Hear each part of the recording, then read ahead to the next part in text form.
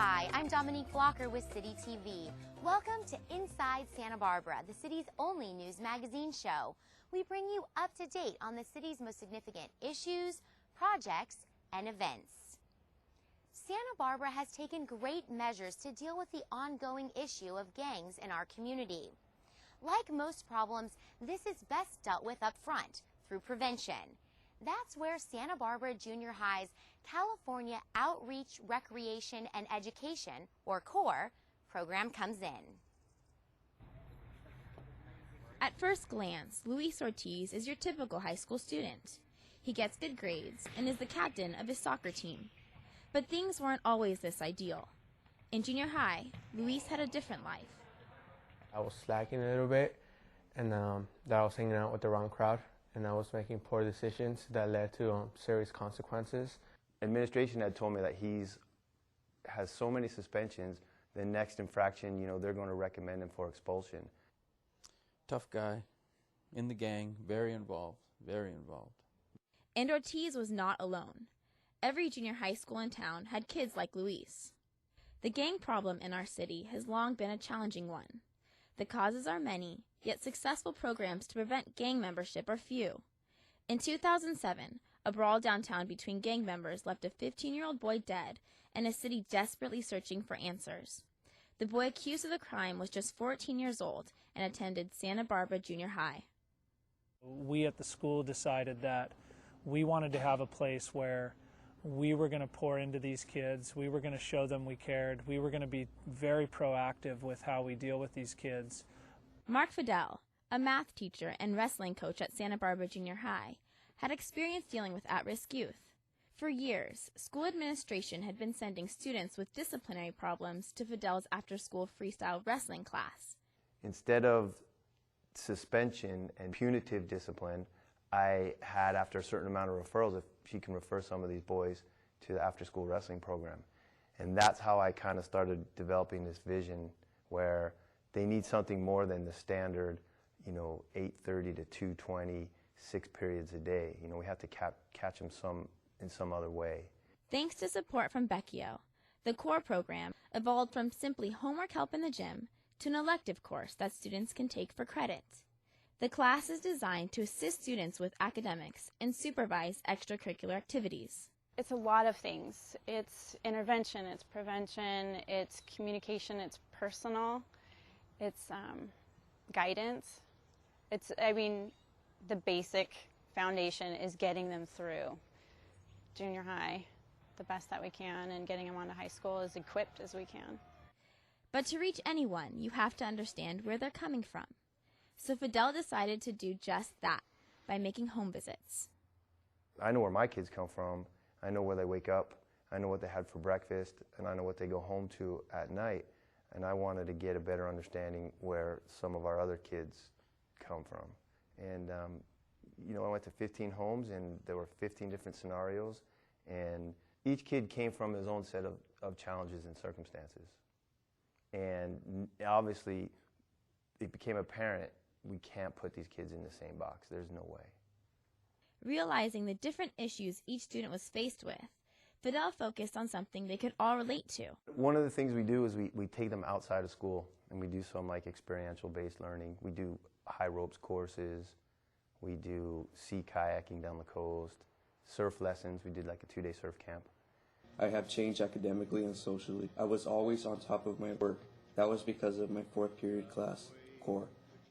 The program was so successful that in 2009, a girls' CORE program was started. I see them walking around with more confidence and running into the room, Tammy, look, I got an A on my history quiz. Remember we studied? So they know they can do it. And when we first get a hold of them, they don't think they can. Another key to the success of the CORE program has been partnerships. The goal is to get as many adults interacting with the students as often as possible. And each year we've kind of built a little bit more on that theme. This year we had a full-time AmeriCorps volunteer in the classroom every single day from day 1 to day 182. And that was great. Consistency is the key. We've also had MedBridge Corporation through Partners in Education that has provided us with tutors and really have become not only tutors but mentors to the kids. And then we had a Women's Fund supported our program 2 years ago with a grant to be able to sustain the program over the next couple years. So we've had a huge amount of support, and it's been a very critical component of the CORE program. And there has been no stronger supporter of the CORE program than Police Chief Cam Sanchez. I love it so much because there were great teachers in my junior high and great LA cops, even though I thought they were all bad at the time, who took the time for me. And for me, this is payback time. Sanchez came to the CORE class and relayed experiences of his youth, experiences that were surprisingly familiar to students in the class. I was born in El Paso, Texas, but we were right on the border of Mexico, so my grandmother took care of me. And when we came to Los Angeles, I did not speak English, even though I was born in El Paso. And we share, and they start laughing, and they go, yeah, did you ever go through this? So it kind of allows me to open that up because of the neighborhood where I grew up, the Maravilla Projects in East Los Angeles, where it was a tough place and continues to be a tough place today. So I just share my upbringing and my schooling and my parents and some of the challenges that I faced when faced with gangs and drugs and the choices that I had to make and the friends that I lost. And I share about a few of my friends who died in drive-bys or stabbings, who weren't successful, a couple who went to prison, who are in prison today, that we all went to school together because of choices that they made. Like his story was basically kind of like my story, where I came from, how I grew up, and the stories he told us that he went through, the trouble he got into, and just stuff how he always made the best out of every situation, and his parents always wanted the best for him, and so that just started like touching me, and then I was like, all right, I got to listen to this more. At the end of his talk, Sanchez left his email address on the board. During fifth period, the bell rang, and I went there and like hiding, I wrote his email, his number down, and through the whole, as I was walking home, because I used to walk home every day, I was just thinking about should I ask for help? Like I really want to change, and like I'm tired of this. Like, but I was just like, but what are those people gonna think that I was looking up to? My friends, what are they gonna think?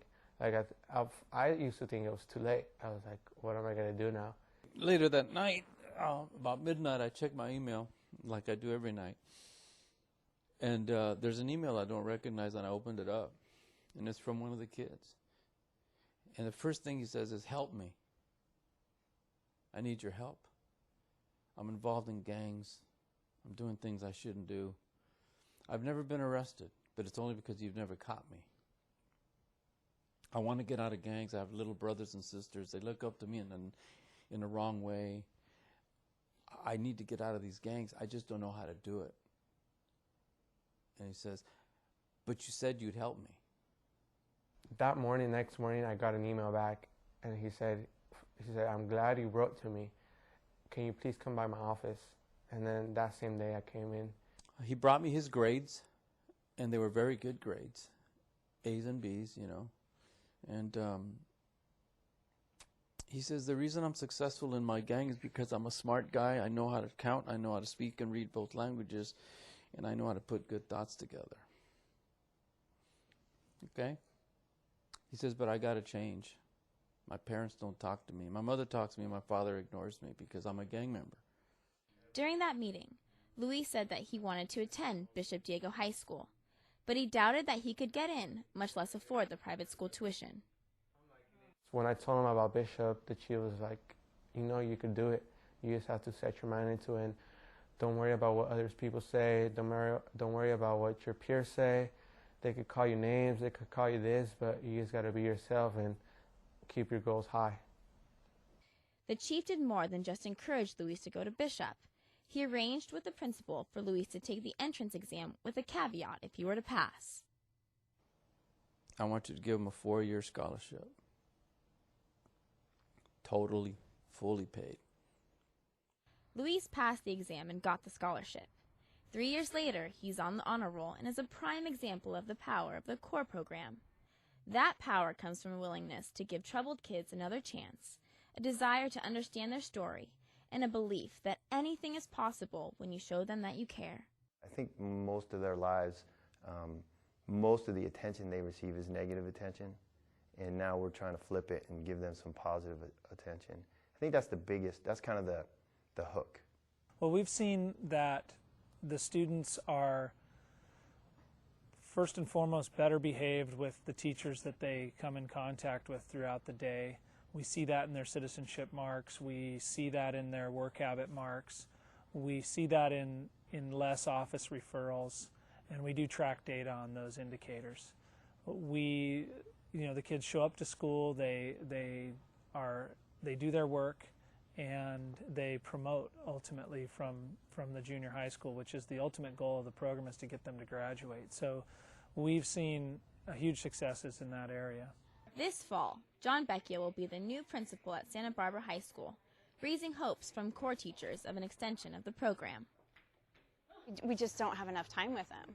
So to have the continuation of the core program up at the high schools to, be familiar, be the same structure, be open-armed and personal with them and welcoming, here we're going to continue working with you and helping you go through it. Even just one more year would be great. If you think about that comprehensive high school box and that we try to fit everyone in that, it's the same model. There are certain kids that need something just slightly different, and so I'm very interested in exploring ideas of how we can create a similar program with maybe some slight differences. That's where we've seen a drop-off. All of a sudden they have no more support, and old habits are hard to break. So it would be great to start if we can get something going at the high school. But then I would like to also go laterally. I'd like to have junior highs involved and even some feeder elementary schools where we just use, it's a very replicable model. There's no fancy formula, and it's just the right people taking the time. And I think it can make a huge impact. And that huge impact isn't just on the students. It actually made me a better teacher across the board, but it made me much more patient, much more understanding, and my expectations changed. My expectations, they went from, here's what I'm telling you to do, you guys need to do it, to how can I help you get where we all need to go. It was profound. One of the kids from the core group was at Fiesta, and he started walking home very late at night. And one of my black and whites pulled him over. Because as a curious kid, he was looking at inside of cars. He wasn't trying to get in them, but he was looking inside of cars as he's walking home. Was not doing anything wrong. But clearly in the eyes of the officer, he was, dressed in a manner that some gang members dress. And looking in cars, we're going to stop you. And I told the kid, we're going to stop you. But what was really interesting is that the officer who stopped this guy came to me a couple of days after Fiesta had completed. And he said, I ran into one of your friends. This is one of my seasoned officers who's really a tough guy, And I said, yeah. He says, well, and he told me about this stop that he made on this kid. And he says, he showed me your business card. He said, this little guy had your business card. And he says, you know what, Chief? He was very respectful. And he understood the reason that I stopped him. And I asked him if we needed a ride home, and he said, sure. And I gave him a ride home, and I left. And the officer says, and I had a whole different feel about that kid. The officer said he became a kid to me, not a suspect to me. Whether it's teens avoiding gang membership, law enforcement opening a dialogue with troubled youth, or teachers having a deeper understanding of their students, the core program can be considered a success. The program shows that while the problems of gangs and youth violence are complex, sometimes the best approach is to begin at the core. Sometimes we are quick to attach labels and preconceived notions, and we sort of teach with expectations without even, or biases that we don't even realize. But when I first started taking them off campus and doing fun things and interacting with them in a non-academic setting, the light bulb went on, and I'm like, kids are kids. To find out more about the core program, you can contact Santa Barbara Junior High at sbjhs.org. Jake Boycel's tragic bike accident on Cayo Real touched our community. In our next story, hear about the way the city has honored his memory by improving pedestrian and bicyclist safety on Calle Real. Calle Real, the bustling roadway that links downtown with Upper State and Goleta, serves the needs of the driving community well by offering a more scenic alternative to Route 101. However, if you're on foot or a bike, there are some parts of this road that haven't always been as hospitable. Until recently, cyclists and other non-motorists were without an alternative to driving in the street, exposing them to dangers in their daily commutes. In September of 2006, while Jake Boiselle was riding his bike to school, he was hit by a motorist while on Calle Real, and there was, as a response to that accident, there was a big community forum with the schools and St. Vincent's, who is the neighbor to the Calle Real side, and the Coalition of Sustainable Transportation and the city to try to work on finding a safer route to school in this particular neighborhood. The Jake Boiselle Multi-Purpose Pathway is the newest addition to Santa Barbara's roadway system. It offers all non-motorized vehicles and pedestrians a way to pass safely alongside this once treacherous stretch of Calle Real between DePaul Street and Highway 154.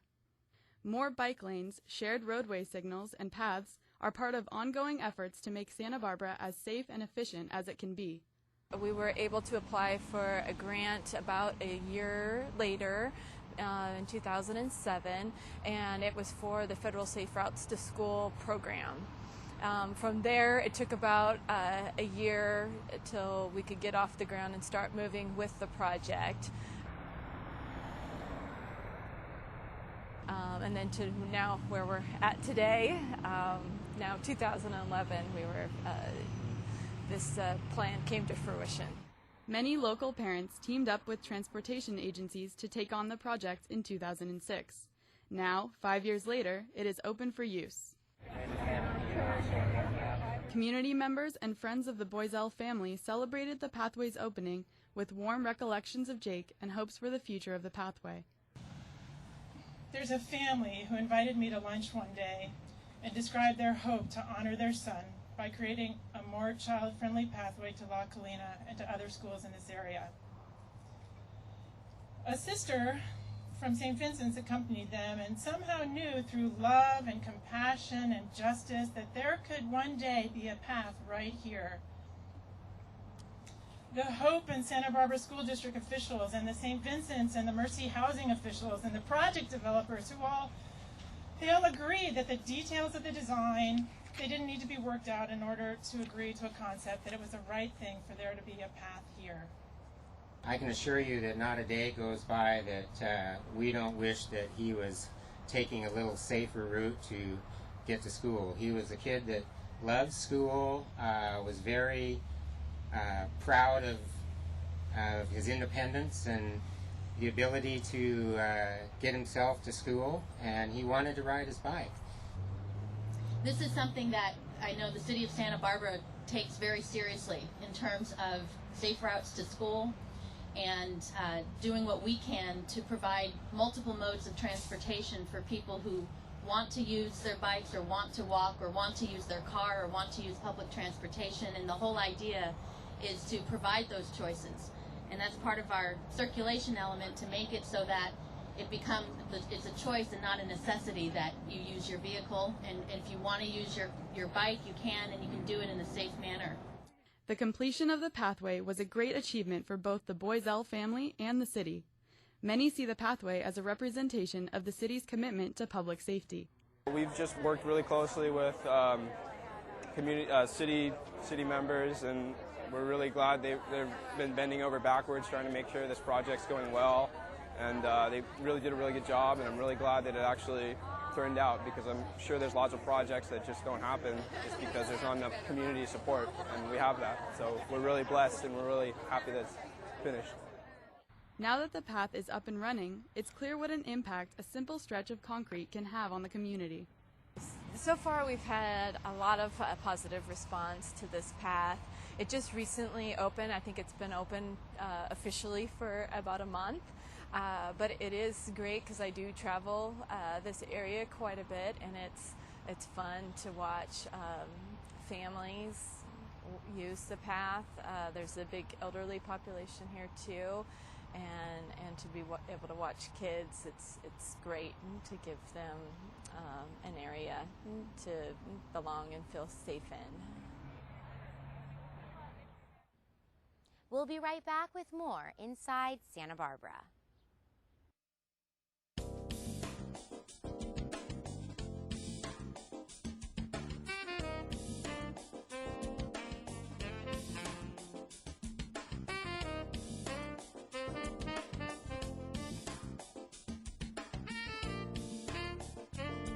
Rediscover your sense of Santa Barbara. Stearns Wharf, you're on to something. In our modern high-tech world, daily life can get pretty stressful.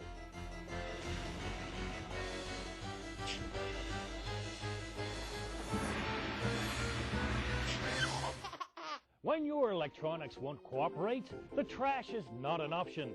Fortunately, it's easy for us to recycle our e-waste. So now it's one less thing for us to stress about. Santa Barbara recycles. Brilliant.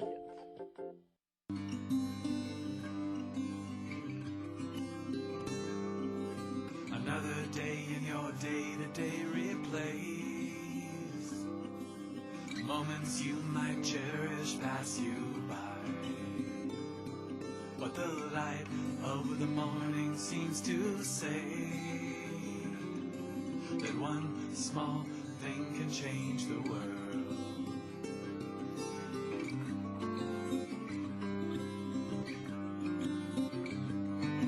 The morning light remains. The smile that you offer is returned. The good fortune of the day can be blamed on the fact that one small thing can change the world.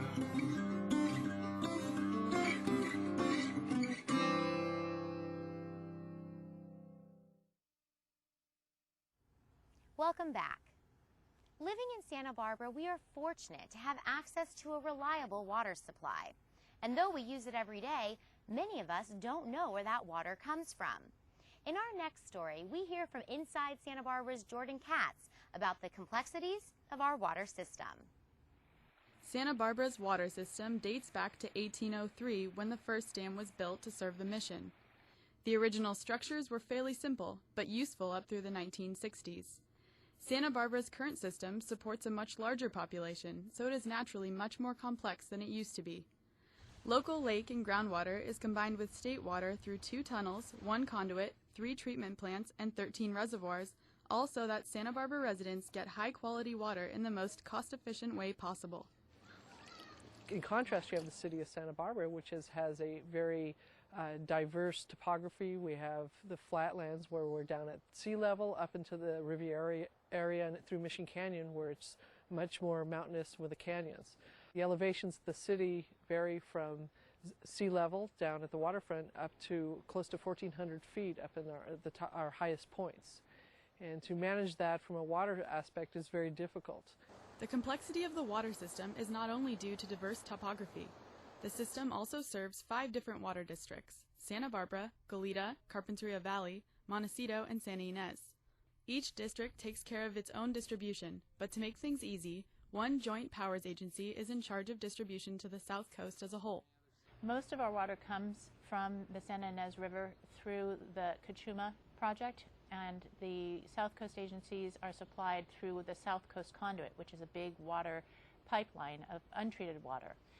And we are part of a joint powers authority called Cachuma Operations Maintenance Board, which is charged with maintaining that infrastructure. The Cachuma project includes Lake Cachuma and Bradbury Dam, but then there's a tunnel that comes through the mountains, the Tecolote Tunnel, that delivers water from Lake Cachuma to a long pipeline called the South Coast Conduit. And that begins in the Goleta area in Glen Annie Canyon, where it comes out of the mountain on this side and goes from Goleta all the way to Carpinteria. And along the pipeline there are over 200 structures, different air vents and blow-off valves, and 4 balancing reservoirs.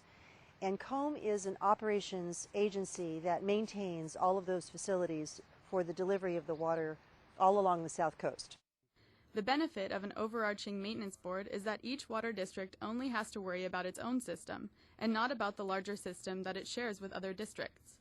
This makes maintenance of the shared infrastructure, the South Coast Conduit, easier and more cost-efficient. But what is there to maintain? We have staff dedicated to maintaining our facilities. Each pump station has many pumps and motors and electronics that helps open the valves and maintain the pressure throughout the city. We have backup generators in case there is a power outage. And these systems also support our fire suppression or our fire hydrants. The city has 2,500 fire hydrants throughout the city, and we have a program that's dedicated to maintaining those fire hydrants. We have plenty of water in there. There's a gravity feed that the tankers can fill up, or the fire trucks can fill up with that here and elsewhere in the system on the gravity line and or the hydrozone line. The city has a couple of different goals in maintaining its water infrastructure. A lot of the water infrastructure maintenance we do to keep the system functioning properly, but we also want to do infrastructure maintenance before things break, because if you wait until they break, it's more costly to replace the infrastructure. And then also some of our infrastructure projects are driven by regulations, changing regulations that increase the level of treatment that are required, or things that cause us to do infrastructure projects, so we'll be in compliance with those regulations. Water that travels through the South Coast Conduit is temporarily stored in reservoirs, like the Laurel Reservoir. This is a raw water reservoir. From here, the water then is piped into Cater Water Treatment Plant, which is just a block over, and all of the water then is treated and filtered. It's a filtration plant, so that finished water goes back into the pipeline and is then delivered to the city and to Montecito and to Carpinteria. Goleta Water District has a separate water treatment plant, and the water comes off the conduit for Goleta, and they too treat the water before it goes into their own distribution system. The vast majority of water supplied to the South Coast comes from local sources. The advantages of supplying predominantly local water become apparent in the way it gets delivered. One advantage to having our own local water supply is that it's close by. We have been able to design and build the system so that it's all by gravity flow, so there are no energy costs involved with delivering the water, which is really unusual. Most of the time there's quite high costs involved with pumping water. We don't have that. Within the city's own distribution system, there are many pump stations because of the different elevation differences, but for Cachuma water, it's all gravity fed, so that's a real bonus. Water that comes from Lake Cachuma travels through the Tecolote Tunnel and the South Coast Conduit. Another source is the Gibraltar Reservoir, which supplies water to the South Coast through the Mission Tunnel. Lake Cachuma collects floodwater that would otherwise go to the ocean. That water is diverted then through the Tecolote Tunnel, which is about 6.5 miles long. It's a 10-foot diameter tunnel, and that tunnel then is connected to the South Coast Conduit. The conduit is a big pipeline. It's all buried, and it starts in the Goleta, Glen Annie Canyon area, and it starts off as a 4-foot pipeline, 48 inches, and as it goes from Goleta all the way to Carpinteria, it reduces from 48 inch to 36 inches to 30 inches, and finally 27-inch pipeline when you get down to Carpinteria. After the water is purified, it is distributed throughout the city via a complex water grid. Most of our system is probably in the 50 years or younger age, although we do have system infrastructure that dates back to the 1800s, but most of that has been replaced. The pipes that we've put in the ground in the 1950s are generally our worst performing pipe. And we target those for replacement, and we're replacing them with either ductile iron in our more mountainous and high pressure areas, or PVC plastic pipe. Currently, there are 2 major projects in the works. One is called Win the City, where the plan is to replace 1% of all water mains and wastewater mains in this city every year. So we try to get to the mains that are most likely to fail ahead of them failing. And when I say fail, that's a water main break that disrupts service to the neighborhood and requires the people to come out on an emergency basis to repair the main and sometimes the street. So we do that on an ongoing basis, and we try and get about 1% of the system a year so that we'll get the whole system in a 100-year cycle. And that's roughly coincident with the life cycle of the pipes. The second project is a major capital program to meet regulatory requirements called the Cater Advanced Treatment Program. The Cater Advanced Treatment Project, which involves changing slightly the way that we treat water at Cater to better remove compounds that will react with chlorine and create disinfection byproducts, which can be potentially carcinogenic. Fortunately, the only change in water taste is expected to be slight and for the better. The customer probably won't notice anything, although there is an opportunity for slightly improved taste and odor. So water quality may improve in terms of the way the customer believes it tastes. But mostly the customer probably won't notice anything. As for the rest of our water supply, there are a number of sources. One important supplemental water source is groundwater. Groundwater averages about 7.6% of the city's total water supply. Another possible source of water comes from Santa Barbara's desalination plant, which was built after a series of droughts in the 80s in order to make seawater potable. However, due to the high cost of running the plant, the facility has long since been mothballed. Once all this water is used, wastewater is transported, treated, and tested at El Estero or other wastewater facilities so that some can be reused. That recycled water is used as irrigation for landscaping in parks, the zoo, and other local facilities. Santa Barbara's diverse water portfolio and complex infrastructure help buffer our supply during drought and ensure that citizens of Santa Barbara have clean and refreshing water flowing from their taps. To learn more about our water infrastructure, you can visit santabarbaraca.gov/water. The City of Santa Barbara is dedicated to continually improving our community, and this includes our bridges.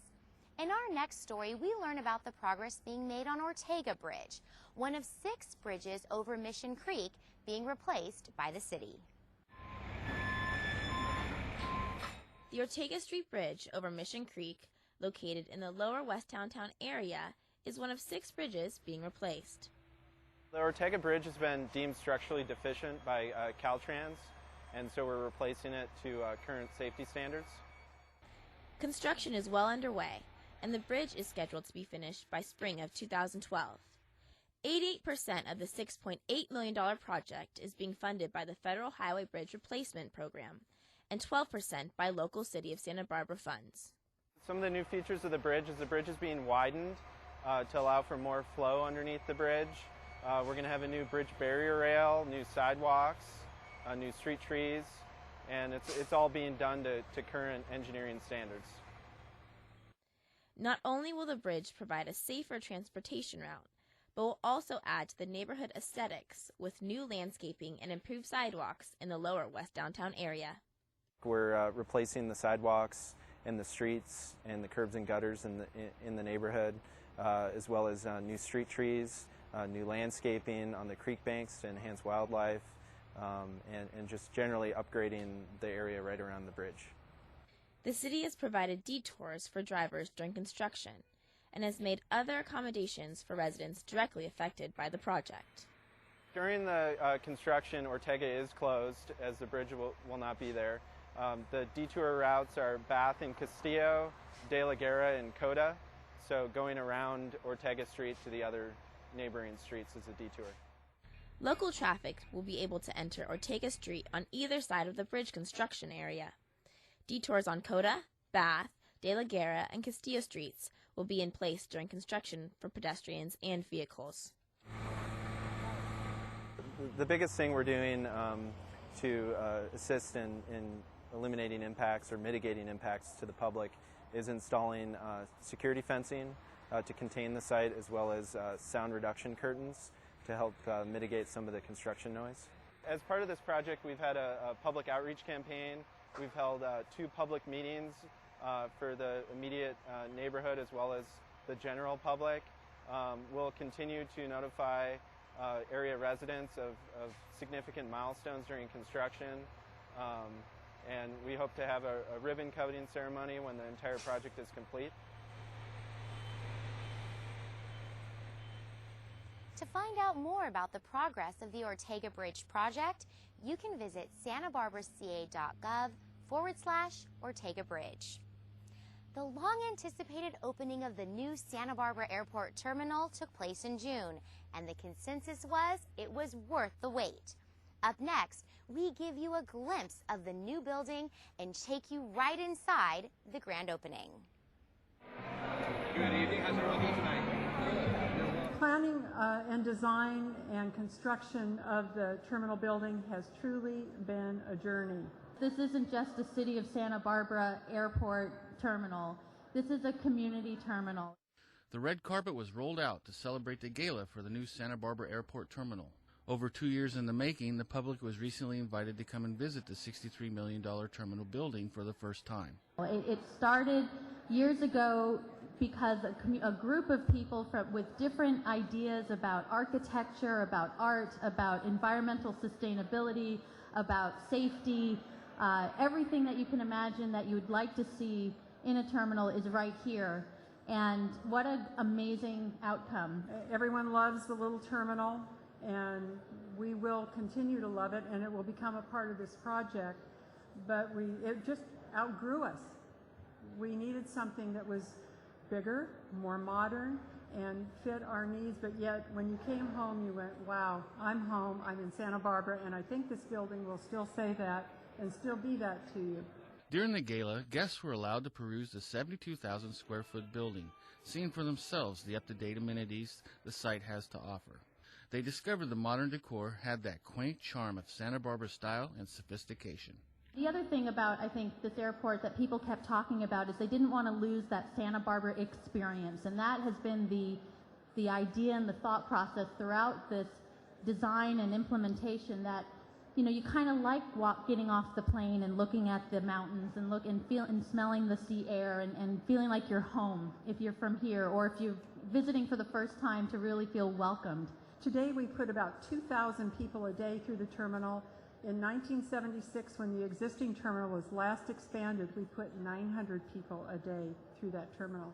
So you can understand why it's a bit strained. When we started the project, Council charged us with a couple of things. One, recreate the Santa Barbara experience. Have what people like about using this airport. But two, make it functional, make it accessible to all, make it sustainable. The terminal was designed and constructed with the goal of Gold LEED rating. The LEED is an acronym for the U.S. Green Buildings Council's Leadership on Energy and Environmental Design. Another facet of the terminal is the use of public art that is incorporated into unique locations of the new terminal. Beyond enhancing the experience of travel, these works will serve as touchstones. Each in their own way will welcome us and make us feel that we've arrived home.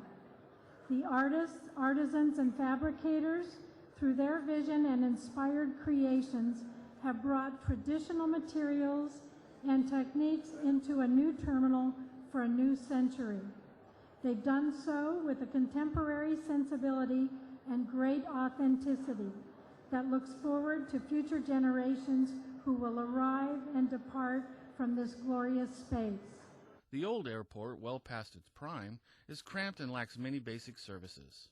The new terminal has many improvements, such as more space, improved accessibility for people with access functional needs, internet booths, glass jetways, but one enhancement stands out more than the rest. And I do have to say, people ask me what's your favorite part, and I think there are three major things. One is the mosaic. If you haven't seen Lori Ann David's mosaic, it's exquisite and really shows the beauty of Santa Barbara in many ways. The other is the Channing Peak mural, an old mural that's been restored and placed in a new public building, and to have that come out of storage and shine for all those to see is incredible. And there's so many other, I'm looking at the courthouse restored lantern right in front of me. But I gotta say, I still think the bathrooms after security is really cool. And I'm really looking forward to that when I get my ticket, that they're right there. Parked out back was an antique DC-3, the same airplane that was the first airliner to fly into Santa Barbara and offer passenger service to Los Angeles and San Francisco. Guests could tour the plane and get their picture taken in front of it by a professional photographer. My first experience with Santa Barbara Airport, remember the day. It was April the 10th, 1952. The reason I remember it was my very first trip on United Airlines as a pilot. I was 19 years old and I came out from Kansas, went to work for United, and the first trip I had was to San Francisco with a stop in Santa Barbara. Being from Kansas, California really looked good to me. The new Santa Barbara Air Terminal is a true gem. With all its new equipment, extra space, and architectural beauty, SBA is prepared to make passenger air travel luxurious, high-tech, but still reminiscent of Santa Barbara's uniqueness and style. For more information about the Santa Barbara Airport Terminal project, just visit flysba.com. Well, that does it for this month's episode of Inside Santa Barbara. If you have any questions or comments, give us a call at City TV at 564-5311.